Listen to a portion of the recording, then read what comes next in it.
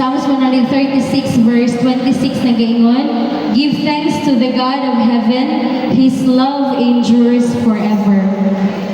Let us pray. Father God in heaven, Lord, padayon ka namong ginatuboy nini nga dapit. Salamat Lord, imo gyud tong tanan ng mga pagdahig ug pagsimba. Kaw lang gyud ang takos niya tong tanan Ginoo. Salamat nga imo ning gidawat. Salamat Lord nga ikaw nahimuot.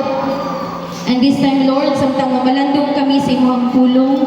Salamat Ginoo nga ikaw ang Dios makigsulti sa matag usa bisan sa hamubo nga panahon. Salamat Lord, matuman ang imong kabubuton, matuman ang imong katuyuan. Pinagi sa gahom sa ngalan ni Jesus. Amen. So ako ning gitutuluhan may igsuon og the enduring love of God. Inay mong tapad, love gihapon. Hashtag love gihapon. Ako din pagdahod sa atong Honorable Mayor, Marian L. Chan. Nay, thank you kay Mayor sa pag-apas.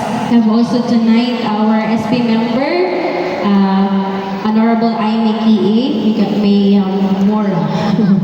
So, I hope na po yung bandera ng SP members, you are very much welcome here to occupy the seats in front. Okay, so balik ta sa pulong sa Ginoo Mengsuan, the enduring love of God. Love gihapon. Praise the Lord. So, kulang taon na to ang definition sa enduring mga igsuon or endure. This is to continue in the same state. And sa original niyang concept, it means to harden. To continue in the same state, pasabot malungtaron. Walay pagkausab, kay in the same state man. Kung unsa siya pagsugod, mao siya sa tunga-tunga hangtod sa katapusan. Walay pagkunhod, walay pagkausab, wala minor, wala maglaos, wala na bag-o. And to remain firm under suffering or misfortune without yielding. As I've said, sa original ng concept, it means to harden. Sama daw nga usa ka puthaw, musamot siya gagahi kung isubject siya into fire as time goes by. Magkadugay, magkabatak ang gugma sa Ginoo. Amen! Amen! Magkadugay, magkabatak ang gugma sa Ginoo sa imo ug sa ako. Ang gugma sa Ginoo may igsuon, gugma nga dili mabalhin, gugma nga dili mausab, gugmang walay paglubad, gugmang malungtaron.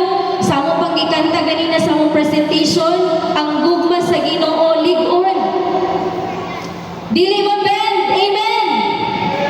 Ang gugma sa Ginoo dili mabend.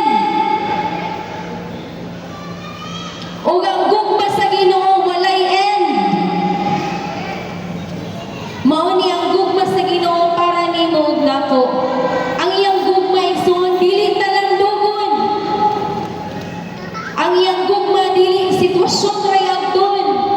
Ang gugma sa Ginoo dili panapanahon, dili off and on. Kanang maskin kapila na nato siya pagyasa, pero love gyapon ta niya. Amen. Kinsay wala pa sugad makapakya sa Ginoo diri be? Itagig tanan.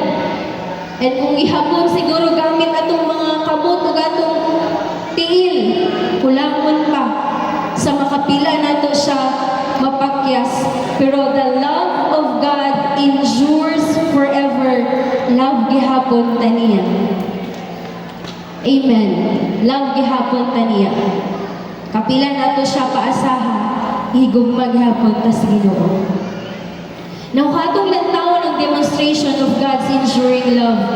Sama ra gud sa gugma sa ginikanan ngadto sa anak. Hangtod na lang ang anak, hangtod na lang magkaanak pud. Ang gugma sa ginikanan na ara gyud gihapon. Gani gasamot pa ngadto sa mga apo. Sama ra gud pud ang gugma sa asawa ngadto sa bana or bana ngadto sa asawa. Maski kapila na kini nakasala or nakapanakit sa iyaha, love lang gihapon. Amen. Praise the Lord. Subo pamalandungon naata sa kalibutan o sa panahon nga dili na ni siya gina-appreciate. Gani, ginasaway na ning enduring love. Gina-consider na siya nga konsentidor. Gahimuan na siya laing version. Gatawgon na siya konsentidor. Gatawgon na siya martir. Pero unsa niya tubangan sa Ginoo? This is enduring love. And gusto na magkita nga kahimutan na sa kalibutan. Muna nga adi na ako na siya gumawan, oy. Sobra na, kapila na. Pagsalamat ka na igugma sa Ginoo, nga enduring sa matagusta ka nato, kananay mahigugma gihapon ta, gugma na siya nga, Diyos nun. Diyos nun na siya nga kinaiyagan mo, higugma lang gihapon. This enduring love of God was best demonstrated by Jesus Christ at the cross. Amen! Atong pakpakan si Lord.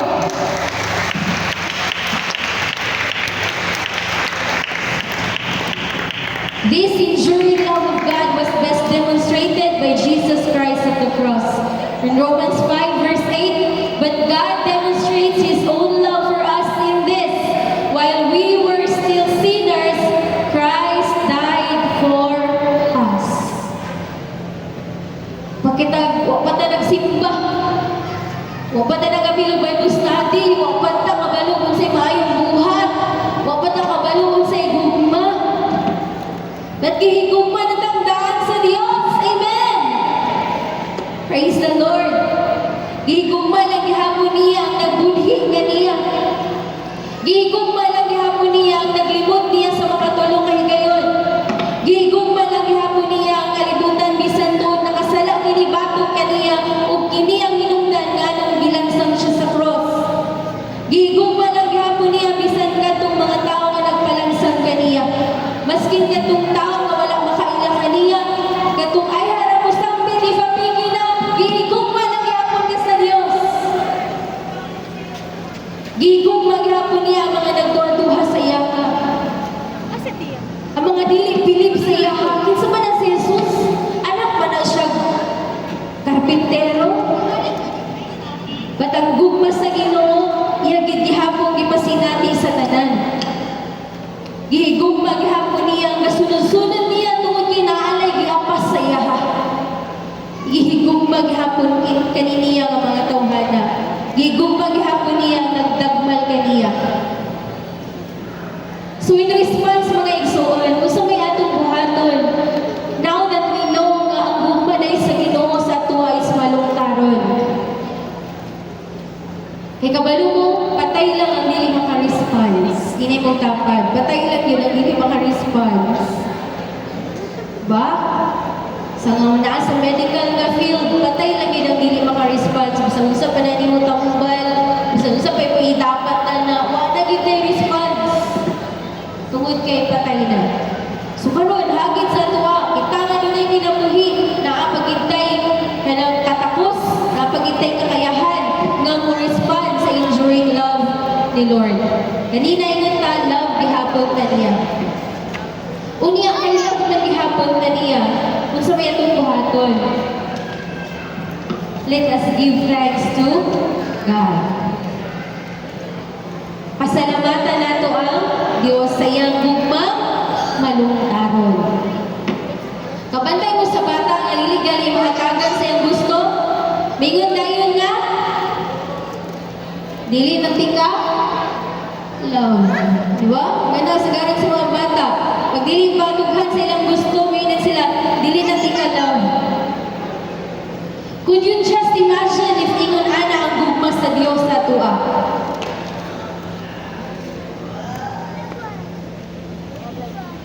Dili ta kasimba, inunin ta sa Ginoo, di ta nang alam. Dili ta maka-participate sa bulwaton sa simbahan, naka-absent lang ta, dili na ti kalaw. Wala ka nakahatag sa hatagon sa simbahan, inunin ka, dili na ta kalaw. But we praise the Lord, dinatay Dios, kag sang gugma sa matagusa ka nato, malungtaron. Wala na siya gamatter kung unsa ang mga sitwasyon. Ga-remain siya in the same state. Bisan kita, wala ga-remain in the same state. But ang gugma sa Ginoo nagpabilin sa susamang estado, sa susamang kalidad,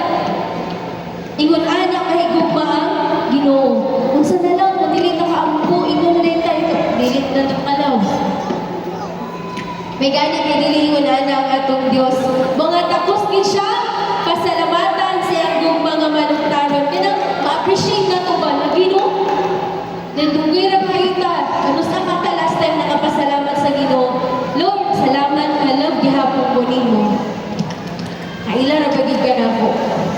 Kita nimo tanan mahitungod nako.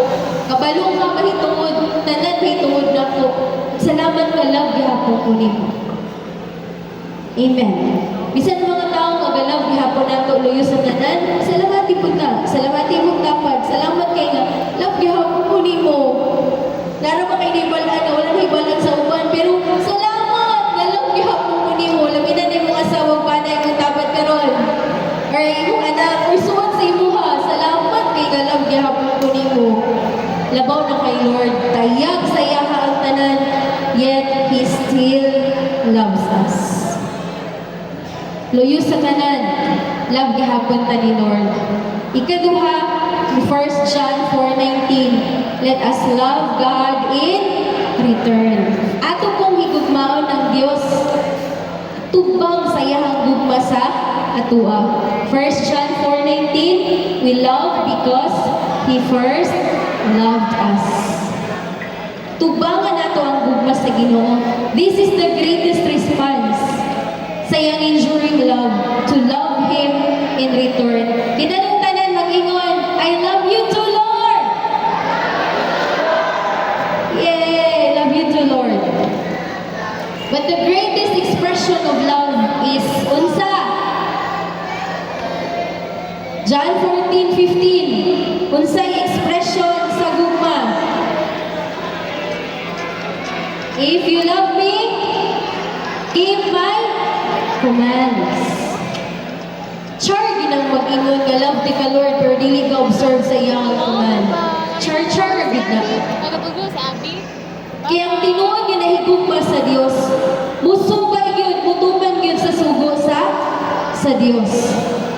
Not just by doing what is expected from us, not just by doing unsay atong naandan, unsay sayon, unsay gusto natong kabuhaton, unsay nakalista natong buhaton karon, unsa mo'y ginabuhat sa kadaghanan o sa uban, but buhaton lamang ngayon nato ang ginapatuhan sa Ginoo sa atua. I believe kitang tanan na agyoy ginasugo si Lord. And when we truly love Him, we must obey His command. No, kung tanan si Lord doon sa imong gusto nga buhaton ako. Maskin sugod sa atong mama, mga ginikanan, mga tao nga gibutang sa Ginoo sa atua, atong pastor, atong leader, atong pari, atong i-obey ang commands. Amen. And last one, John 13:34. How do we respond sa gugma sa Ginoo? Ato siyang pasalamatan, ato siyang i-love in return. Ikatulo, the last one, let us love one another. Amen. Hilom na tani. Let us love one another. Wala tang gisugo to love another one, but gisugo ta to love one another. John 13:34. A new command I give you, love one another as I have loved you, so you must love one another. This is a command. This is not an option. Maski dili na to feel i-love, pero gisugo ta nga higugmaon. Ingon sa Cebuano, higugma ang imong isika. Tao, maski dili isika. Born again, maski dili isika. Katoliko, maski dili isika. Bright, isika gwapa, isika level, isika. Basta ka isika. Tao. Amen. Isika status sa ginabuhi. Isika posisyon. Isika interest, isika habit sa panadira. Ang sugo sa Dios higugma ang imo isika tao.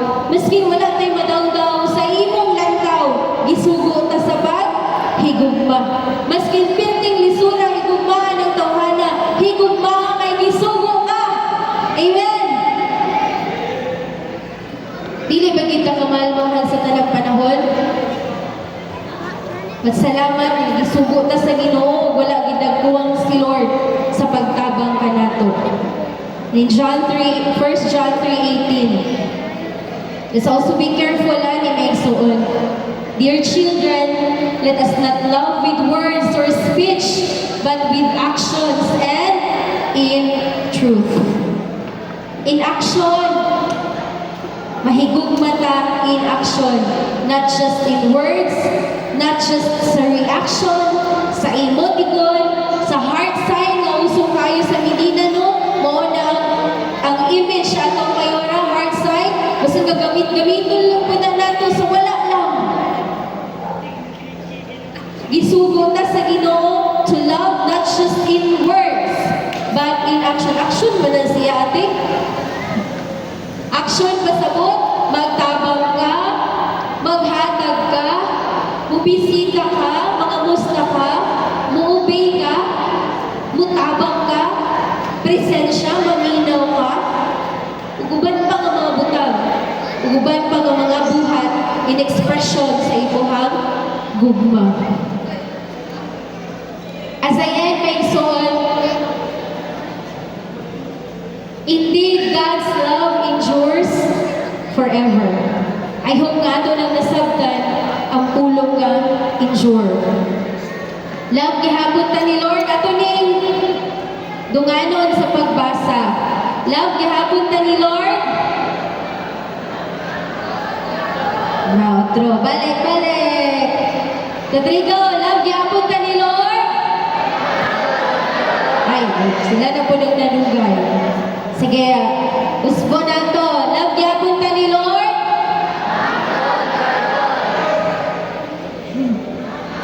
Sige, go, padayon. Love gyapon ta ni Lord. Love gyapon ta ni Lord. Love gyapon ta ni Lord. Love gyapon ta ni Lord. Okay, love ta ni Lord. Love gihapon ta ni Lord. Yan, hindi na Lord. Kay love man gihapon ta ni Lord. Kay love man gihapon ta ni Lord. Amen. Kay love man gihapon ta ni Lord.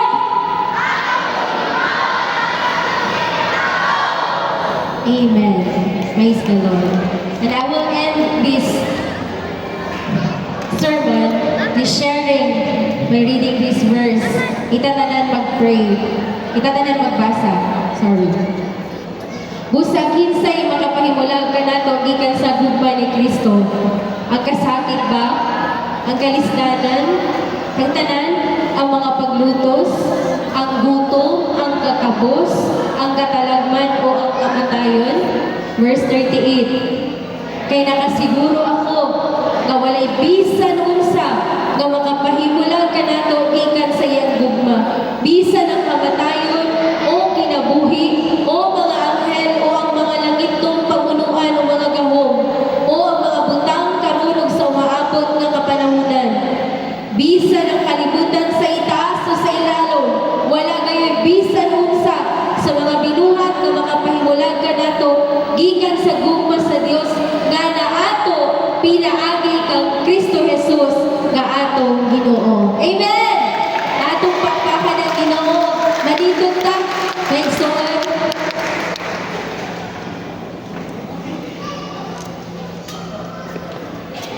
Magampun ta. Dalay ko ng buhi na mga Diyos. Salamat, Lord, sa inyong pagpadayag ka na mo karon sa inyong gugma nga balong-karon. Salamat, Lord, nga imong mingi pasabot. Salamat, Lord, nga imong mingi tabangan ang amo kining ma-appreciate sa among mga kinabuhi.